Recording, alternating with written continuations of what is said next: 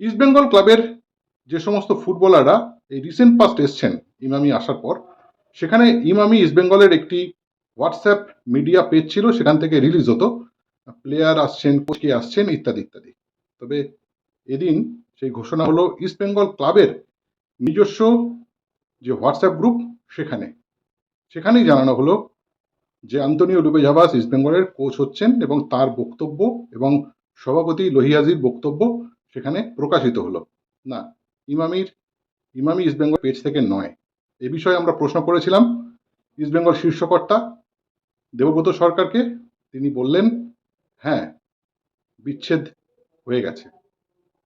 काटू क्या अभी काटू? आप नहीं नहीं रुक जाइए। गेम कोई भी हो, पकड़ मजबूत होनी चाहिए। सीमेंट से पकड़ बनाए मजबूत SRMB 550D TMT bar। হ্যাঁ, এরকমই ওনারা বলেছেন যে ওনারা আর কন্টিনিউ করতে পারছেন না, ওনাদের এই ভাবনা ছিল না এত টাকা ইনভেস্টমেন্ট, এবং ভারতবর্ষের কোনো ভবিষ্যৎ ফুটবল নিয়ে এই মুহূর্তে আছে বলে ওনারা মনে করছেন না। সেই আলোচনা আমাদের সঙ্গে হয়েছে এবং আমাদেরকে বলেছিলেন যে আপনারা আপনাদের মতো করে টিম করে ইনভেস্টার খুঁজে কি স্পন্সর খুঁজে চালালে ভালো হয়। আমরা মোটামুটি, ওনারা তো খুব ভদ্রলোক, ভালো মানুষ, 4 বছর করেছে, তা আমরা দেখছি, হোপ ফর দ্য বেস্ট, একটা কিছু হয়ে যাবে।